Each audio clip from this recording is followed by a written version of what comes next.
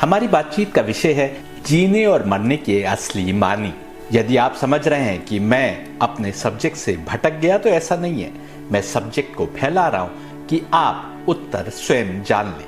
गीता के दूसरे चैप्टर के मंत्र 5 में अर्जुन कहते हैं कि इतने काबिले कदर गुरुओं का वध करने से तो बेहतर है कि वो कटोरा लेकर भीख मांगने निकल जाए।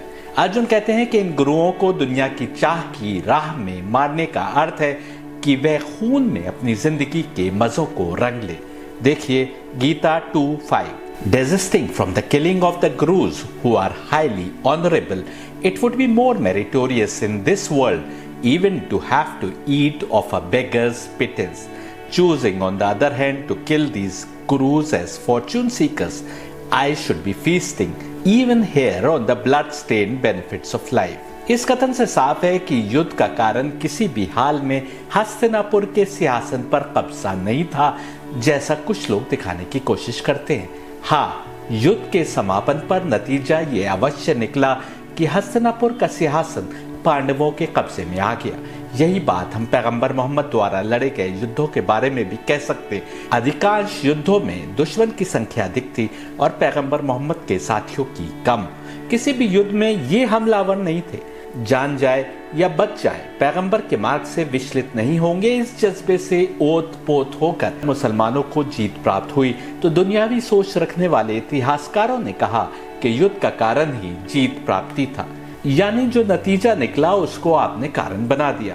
एकदम यही बात गीता कर रही है जब कहती है कि इन गुरुओं को फॉर्च्यून सीकर समझते हुए मारना ऐसा है जैसे जिंदगी को खून के धब्बों से रंग लिया जाए। गीता के दूसरे चैप्टर के 11वें मंत्र में कृष्ण के मुख से परमात्मा अर्जुन को उत्तर देते हुए कहता है कि तुम उनके लिए गम कर रहे हो जिनके लिए गम के कोई मायने नहीं। तुम अक्ल का प्रयोग करने की बात कर रहे हो, लेकिन जो सच्चे पंडित हैं उनके लिए किसी की आत्मा शरीर छोड़ गई और किसी की आत्मा ने शरीर नहीं छोड़ा, इससे कोई अंतर नहीं पड़ता।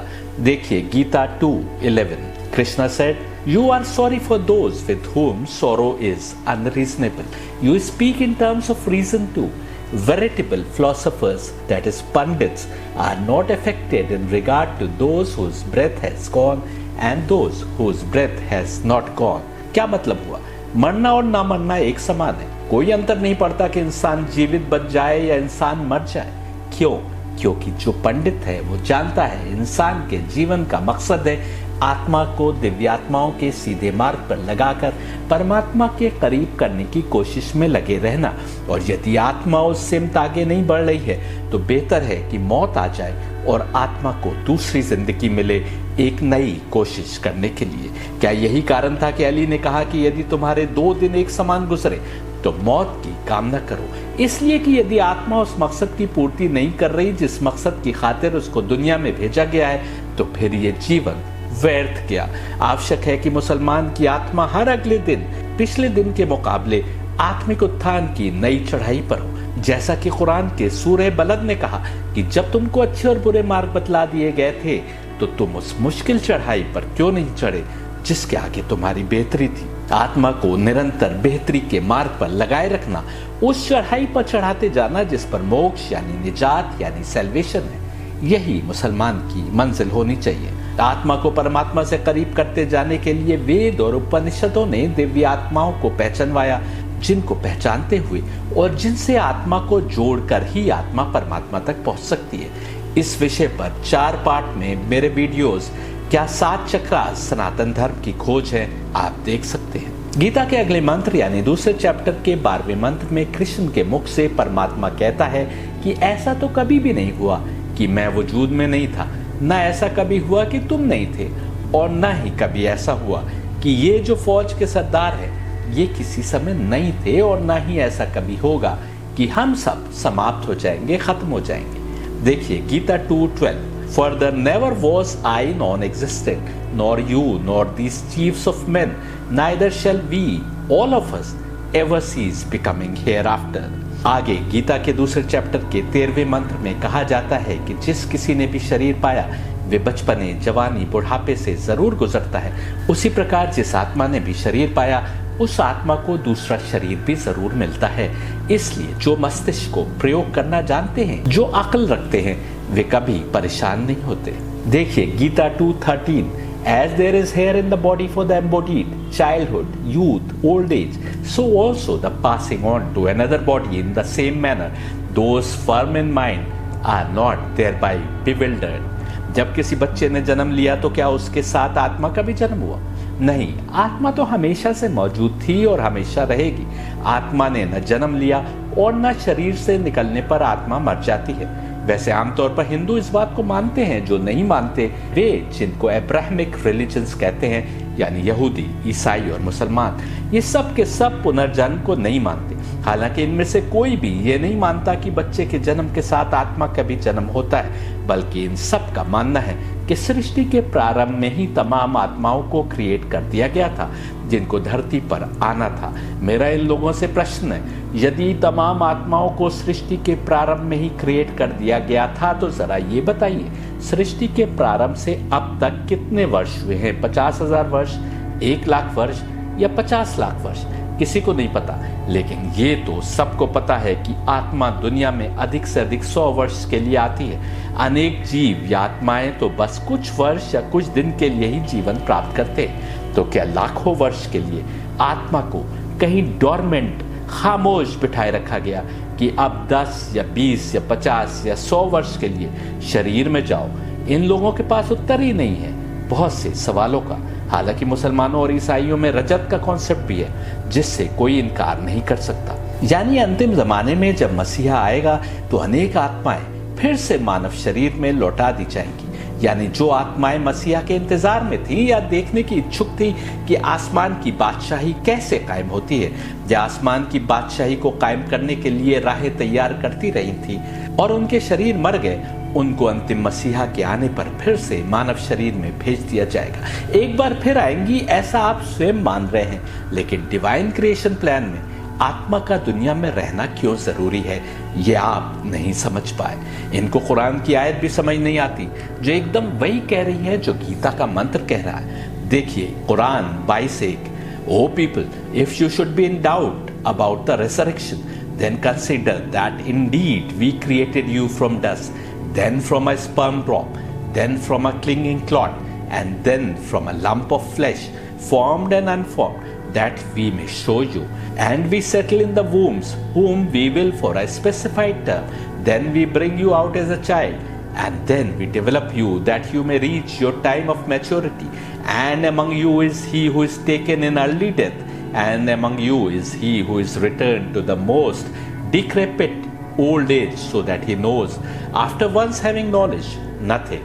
And you see the earth barren, but when we send down upon it rain, it quivers and swells and grows something of every beautiful kind. है लोगों, यदि तुमको शक है कि कैसे फिर से पैदा किए जाओगे, तो यकीनन एक बार सोचो कि कैसे हमने तुमको मिट्टी से पैदा किया, फिर स्पर्म की बूंद से, फिर एक जमे हुए खून से, फिर एक मांस के टुकड़े से, ताकि हम तुमको दिखा सके। और हमने तुमको गर्भ में एक खास मुद्दत के लिए रख दिया, फिर हमने तुमको एक बच्चे के रूप में जन्म दिया ताकि फिर तुम जवानी की उम्र तक पहुंच सको। और तुम में वे भी हैं जिनको जल्दी मौत आ जाती है, और तुम में वे भी हैं जो बुढ़ापे की उस मंजिल पर पहुंच जाते हैं ताकि जान सके। और यदि ज्ञान अर्जित कर लिया, जान लिया, तो फिर कुछ नहीं, कोई पुनर्जन्म नहीं। हमको समझना होगा कि पुनर्जन्म से निजात प्राप्त करने के लिए डिवाइन क्रिएशन प्लान का ज्ञान आवश्यक है, जिसकी समझ से हम दूर आ गए। यदि पुनर्जन्म से छुटकारा चाहते हैं तो जानना पड़ेगा उस पथ को जिस पर चलकर आत्मा परमात्मा तक पहुंचती है। जानना पड़ेगा उन हस्तियों को जो निजात दहिंदा है, यानी जो मोक्ष देने वाली है। आयत का अगला हिस्सा देखिए, तुम जमीन को बंजर पाते हो, परंतु जब हम वर्षा भेजते हैं तो वही जमीन तरह तरह के जीवन से खिल उठती है। इसी प्रकार तुम बुढ़ापे तक भी ले जाए जाते हो कि ज्ञान पा सको। जब हम किसी को ज्ञान दे देते हैं तो फिर जिस प्रकार बंजर जमीन पर वर्षा पड़ने से जमीन खिल उठती है, उसी प्रकार आत्मा को सीधे सच्चे मार्ग का ज्ञान हो जाने से वह दोबारा दुनिया में पलट कर नहीं आती। अनेक लेक्चर्स में मैंने दिखाया है कि वे कौन हस्तियां हैं जिनके मार्ग पर चलकर मोक्ष यानी निजात यानी सैल्वेशन की प्राप्ति होगी। वेद से साबित है कि मोक्ष यानी निजात यानी सैल्वेशन देने वाले देवता हैं जो किसी आने वाले समय में न्यू बॉर्न बेब्स के रूप में किसी छिपी हुई मिडिल कंट्री में आएंगे, ये तो मैं ऋग्वेद से दिखाता आया हूँ। निजात दहिंदा अहले बैत है, ये पैगंबर मोहम्मद ने बार बार बतलाया, उनको पहचानवाया। जब वही हस्तियां मानव शरीर में अवतरित हो गई थी जिनके पद पर मोक्ष यानी निजात यानी सैल्वेशन था, या जो स्वयं मोक्ष प्रदान करने वाली थी, तो फिर पुनर्जन्म के कॉन्सेप्ट को नहीं बताया गया। लेकिन इसका अर्थ ये नहीं है कि पुनर्जन्म नहीं है। आत्मा नहीं मरती, हमेशा से है और हमेशा के लिए क्रिएट की गई है। लेकिन आत्मा किन हालात में किस शरीर में जन्म ले, स्वर्ग में कि इसी दुनिया में, ये इस पर मुनहसर है कि पिछले जन्म में जब शरीर पाया तो क्या कर्म किए और शरीर त्यागते समय आत्मा की पाकीज़गी का क्या लेवल था। ये तो कोई भी मुसलमान नहीं मानता कि आत्मा मर जाती है। मुसलमानों का मानना है कि हर आत्मा को सजा या जजा क़यामत के रोज दी जाएगी। फिर जब कोई व्यक्ति मरता है तो ये बात कैसे समझे कि उसकी आत्मा अभी भी मौजूद है, यानी आत्मा अभी भी मौजूद है तो फिर कहाँ है, क्या कर रही है। इसके लिए मुसलमानों के दरमियान बरज़ख का कॉन्सेप्ट पैदा हो गया, जिसके अनुसार तमाम आत्माएं शरीर छोड़ने के बाद इसी दुनिया में बरज़ख में रहेंगी जब तक कि दुनिया के अंत का समय ना आ जाए और आत्माओं को हिसाब किताब के दिन रब के आगे पेश ना किया जाए। आपने देखा, पुनर्जन्म के कॉन्सेप्ट को ना मानने के बाद भी मुसलमान और हिंदू एक ही पेज पर हैं, क्योंकि दोनों ही मानते हैं कि आत्मा तो यहीं पर रहेगी और दोनों ये भी मानते हैं कि आत्मा को नहीं बल्कि शरीर को सजा या जजा मिलेगी, यानी आत्मा को फिर से शरीर मिलेगा। हाथ पैर गवाही देंगे, आंखों में लोहे की सरिया डाली जाएगी, खाल जल जाएगी। ये सब हदीसें बताती हैं कि रूह को फिर से शरीर यानी जिस्म मिलेगा। हदीस कुदसी में इसी दुनिया में गुजरे कुछ लोगों के स्वर्ग या नरक में होने का उल्लेख है। जब मुसलमानों के अनुसार तमाम आत्माओं का हिसाब किताब एक खास दिन होगा, तो फिर पैगंबर के जमाने में ये आत्माएं स्वर्ग या नरक में कैसे पहुंच गई। जाहिर है, जहां अनेक आत्माएं सजा जजा के खास दिन तक इसी दुनिया में रहेंगी, कुछ ऐसी भी हैं जो आगे बढ़कर स्वर्ग में पहुंच गए। यही मोक्ष यानी निजात और सैल्वेशन है, और ये मुस्लिम किताबों से भी साबित है। एक ही राज हिंदुओं और मुसलमानों को एक ही सोच से आने वाले अवतारों ने बताए थे। दोनों ने उसको भिन्न तरीके से समझा और सोच की भिन्नता की दीवारें खड़ी कर ली।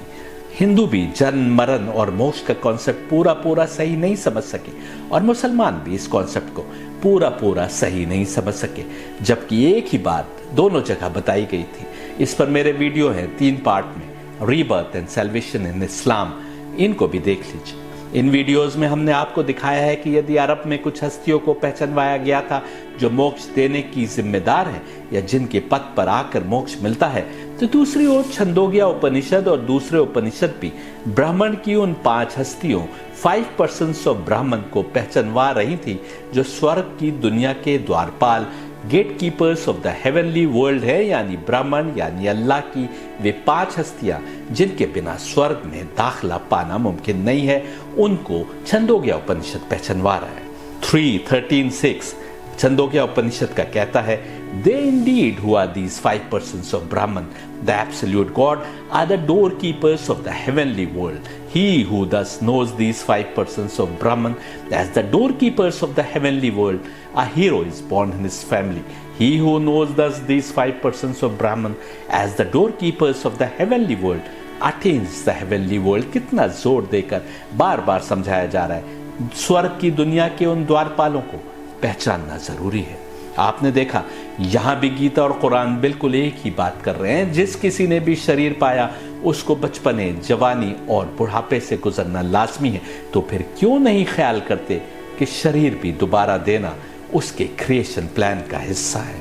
कुरान 2:28 में मोहम्मद के मुख से परमात्मा कहता है, how can you refuse to acknowledge God seeing that you were lifeless and he gave you life and that he will cause you to die and then will bring you again to life, whereupon unto him you will be brought back. इसी प्रकार कुरान 2:259 में मोहम्मद के मुख से परमात्मा कहता है, और consider such an example as the one who passed by a township which had fallen into ruin. He said, how will Allah bring this to life after its death?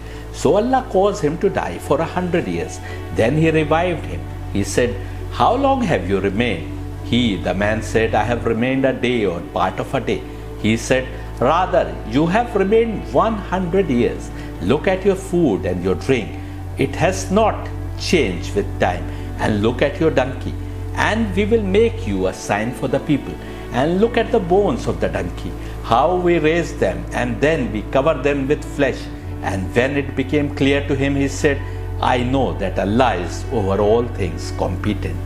नूर और जुल्मत के बीच तुमको अक्ल के साथ रखकर परमात्मा द्वारा जिस परीक्षा की तुमसे उम्मीद की जाती है वो इतनी आसान भी नहीं कि तुम 10, 20, 50 वर्ष में पास कर ही लोगे। वो इतना दयावान है कि तुमको बार बार मौके देता है कि अब तो उस मार्ग पर आ जाओ जिस पर तुम्हारा उद्धार है। जिस जिंदगी में तुम उन हस्तियों को पहचान लो जो मोक्ष देने की जिम्मेदार है, बस उस जिंदगी के बाद अब तुमको इस दुनिया में एक और जिंदगी नहीं मिलेगी, बल्कि अब तुम्हारे कर्म की बुनियाद पर तुम्हारा फैसला होगा।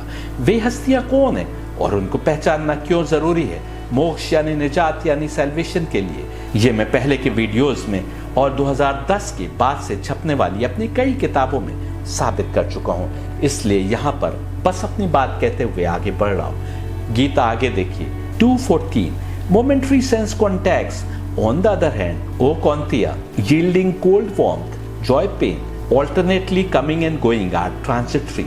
Do you endure them, O Bharat? Gita कह रही है कि तुम्हारी इंद्रियां जिन संपर्क में आती हैं जिससे तुम ठंड और गर्मी, सुख और दुख, आना और जाना महसूस करते हो, ये सब क्षणिक है और समाप्त हो जाना है। इसलिए उनको बर्दाश्त करो और अगली जिंदगी की चिंता करो। 2:15 देखिए, That man indeed of firm mind who is unaffected by these, O best of men, Arjun, equal minded in joy as well as pain, he is destined for immortality. Gita 2:15 में कहा गया है कि जिन व्यक्तियों का मस्तिष्क डामाडोल नहीं होता और इंद्रियों के इन कुछ क्षणों के संपर्क से वे अपने ऊपर कोई अंतर नहीं आने देते, जो सुख और दुख में एक समान मस्तिष्क को भटकने नहीं देते, वही मोक्ष यानी सैल्वेशन यानी निजात की राह पर है, यानी वही लोग इमॉर्टल होने की राह पर है, मरकर भी जिंदा रहने वाले हैं। गीता 2:17 देखिए, know that to be indestructible by which all this is pervaded, none can bring about the destruction of this that knows no decrease. Gita के दूसरे चैप्टर के 70वें मंत्र में कृष्ण के मुख से परमात्मा कहता है कि जान लो कि वो नूरानी रूह या दिव्य रूपी आत्मा जो हर चीज में समाई हुई है वह अविनाशी है। कोई भी इस आत्मा को समाप्त नहीं कर सकता और न ही इसको कम कर सकता है। Gita 2:18 These bodies, however, of the everlasting, indestructible and undefinable one are spoken of as having an end. Therefore, go on with the battle, O Bharat. Gita 2:18 में कहा जाता है कि दूसरी ओर ये शरीर जिनसे अनंत, अविनाशी और अपरिभाषित आत्मा जुड़ी है, इसके लिए कहा जाता है कि यह समाप्त हो जाएगा। जब शरीर को समाप्त ही हो जाना है तो फिर चिंता क्यों? आत्मा तो अमर है और यदि शरीर का अंत हो गया तो भी आत्मा रहेगी। इसलिए अर्जुन जाओ और लड़ो। अब गीता 2:19 देखिए, He who thinks this as the killer and he who thinks this as killed, both these know not. This does not kill is not killed. Gita 2:19 में कहा जा रहा है कि जो भी समझता है कि इस आत्मा ने कत्ल किया और ये आत्मा कत्ल हो गई, दोनों को हकीकत नहीं पता। आत्मा ना तो कत्ल करती है और ना ही कत्ल होती है। अब गीता 2:20 देखिए, This is neither born nor does this die, nor having once come into being cease to become any more. Unborn, perpetual, eternal is this ancient one. It is not killed on the killing of the body. कहा जा रहा है कि यह आत्मा ना तो जन्म लेती है और न मरती है और एक बार वजूद में आ जाने के बाद कभी भी उसका वजूद समाप्त नहीं होता। वह ना तो कभी पैदा होगी, वह हमेशा के लिए है और हमेशा आत्मा ही रहेगी। इसका वजूद सबसे प्राचीन है। शरीर के कत्ल किए जाने पर भी यह आत्मा कत्ल नहीं होती। अब गीता 2:21 देखिए, about him who knows this as the indestructible, the everlasting, the unborn, never decreasing, one of such a person, how could the question whose death he causes, whom he kills arise, O Partha. जो कोई भी जानता है कि आत्मा अविनाशी है, अनंत है, जन्म नहीं लेती और कभी कम नहीं होती, ऐसे व्यक्ति के लिए इन प्रश्नों के क्या मानी है कि वो किसके कत्ल का जिम्मेदार बनता है या वो किसको कत्ल करता है। अब गीता 2:22 देखिए, as a man casting off his worn out garments assumes others that are new, likewise casting off bodies that are worn out, the embodied one takes to others that are new.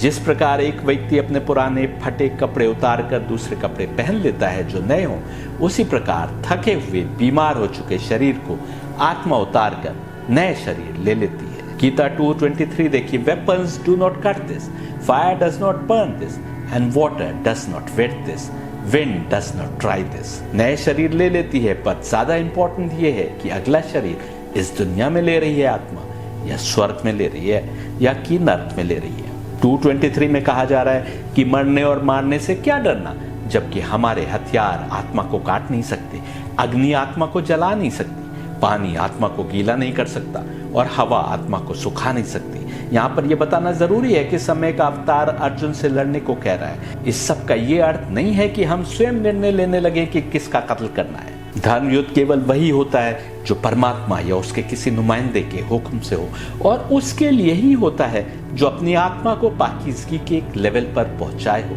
अब तुमको समझ में आया मुसलमानों का जिहाद का concept. जिहाद अकबर यानी सबसे बड़ा जिहाद है तकवा इख्तियार करना, आत्मा को पाकीज़गी की राह पर लगाना।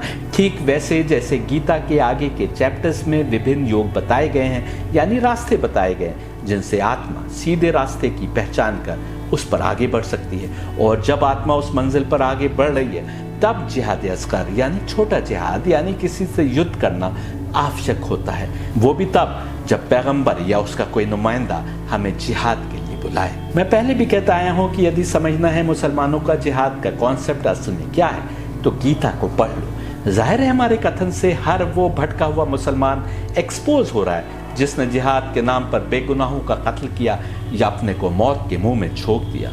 उनके लिए कोई उद्धार नहीं। ये वैसे ही जिहादी हैं जैसे कौरव और उनके संग कई धर्मगुरु धर्म युद्ध के नाम पर कृष्ण से लड़ने आ गए, जबकि गीता में कृष्ण के मुख से बोले गए परमात्मा के शब्दों के अनुसार उनकी आत्मा मरी हुई थी।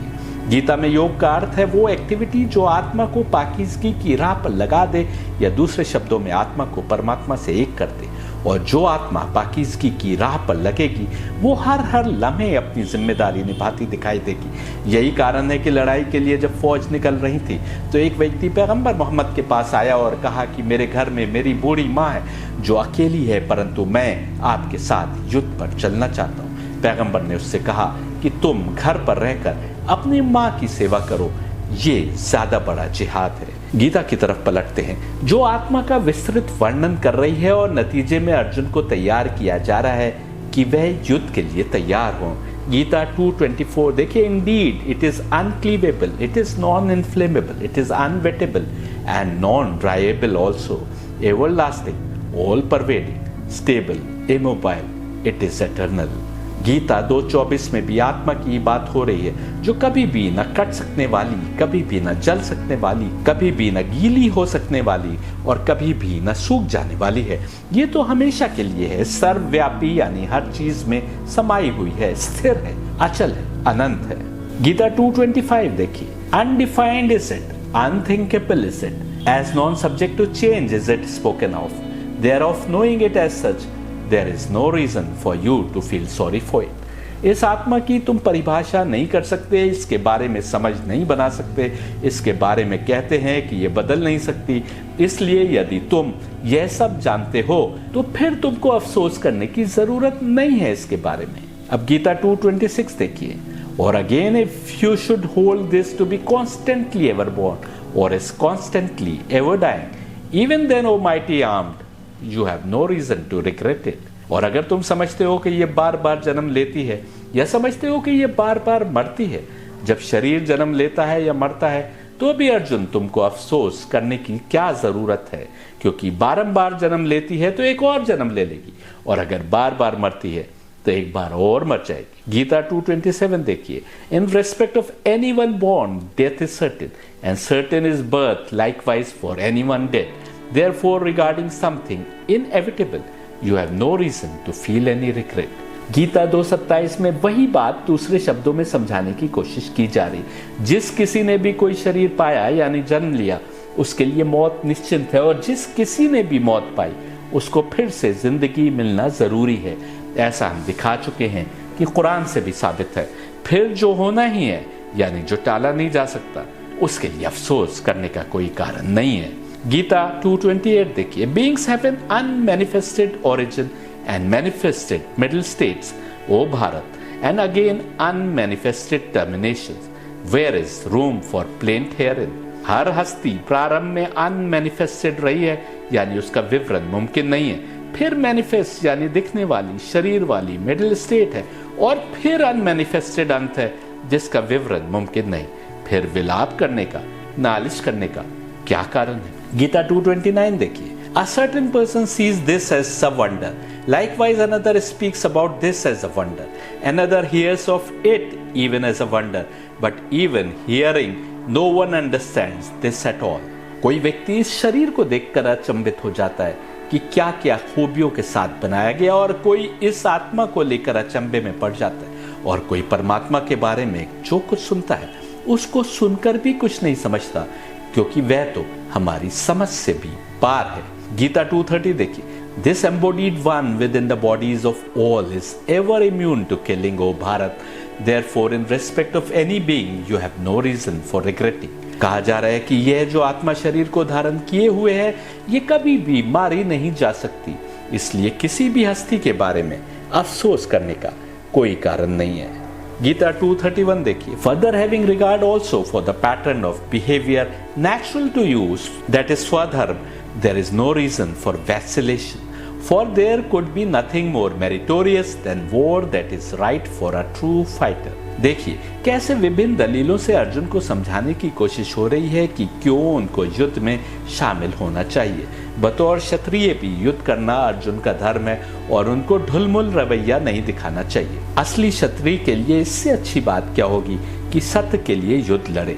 यहाँ भी साफ किया जा रहा है कि यह धर्म युद्ध ही था, यह सत्य मार्ग के लिए युद्ध था, और जगह जगह साफ किया जा रहा है कि सामने खड़े लोग धर्म भ्रष्ट थे। याद रखिए, आज भी धर्म के सामने धर्म के नाम पर अधर्म परोसा जाता है। आपको अकल लगाना है, सावधान रहना है। गीता 2:32 देखिए, True warriors have reason to be happy too, O Partha, to have the chance of such a war presenting itself unsought before them as an open door to heaven.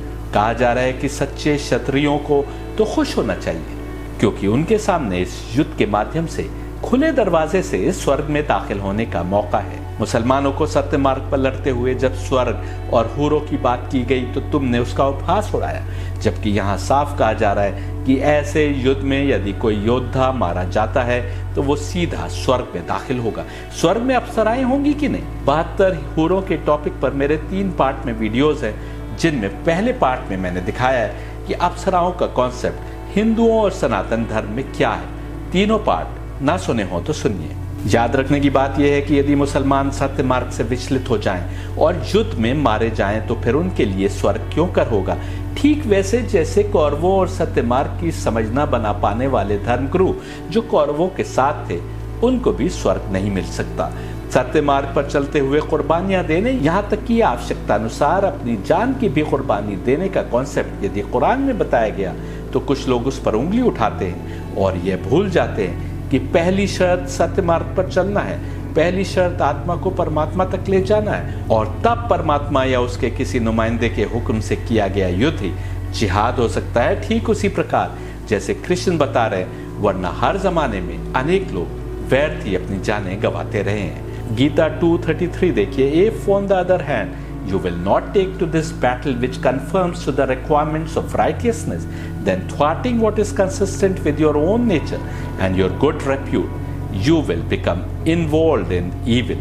हम बार बार गीता का संभावनी युगे युगे वाला मंत्र दोहराते रहे, बल्कि इस विषय पर मेरे 3 लेक्चर्स हैं जो आप देख सकते हैं। जब जब धर्म से लोग दूर हो जाते हैं और अधर्म फैल जाता है, तब तब धर्म को फिर से स्थापित करने और अधर्मियों का नाश करने के लिए कोई अवतार आता है।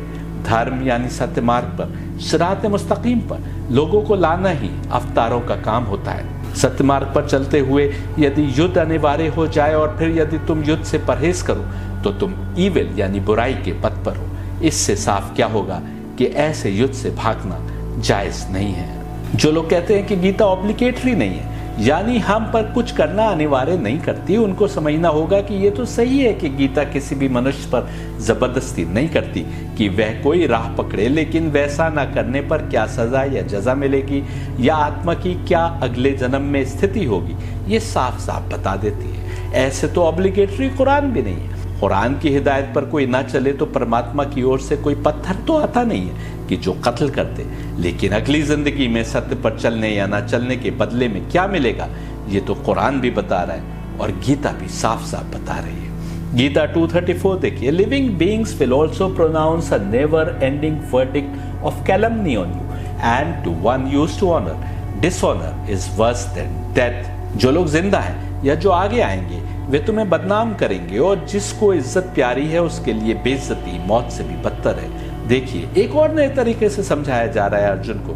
कि क्यों उनके लिए युद्ध में शामिल होने के अतिरिक्त कोई मार्ग नहीं है। युद्ध में लड़ना अर्जुन के लिए अनिवार्य नहीं है, लेकिन यदि आगे की बेहतरी चाहते हैं तो इसके अतिरिक्त कोई और राह भी नहीं है। गीता 2:37 देखिए, dying you will attain heaven or winning you will have the enjoyment of the earth, therefore arise O Kaunteya, making up your mind to fight. एक बार कहा था कि युद्ध में ना लड़ना बुरा है। एक स्थान पर तो किनारे खड़े होकर तमाशा देखने वालों से यहाँ तक कहा गया कि बीच का कोई रास्ता नहीं है, या तो तुम इधर आओ यानी हक पर आओ, और नहीं तो तुम उधर के हो यानी सत्य से विचलित हो। और अब कह रहे हैं कि यदि मर गए तो स्वर्ग मिलेगा और यदि जीत गए तो दुनिया के आनंद उठाओगे। इसलिए उठो है अर्जुन और अपने को युद्ध के लिए तैयार करो। अब गीता 2:45 देखिए, the way that feeds of matters related to the three gunas, you should be free from these three modalities, O Arjun, free from pairs of opposites,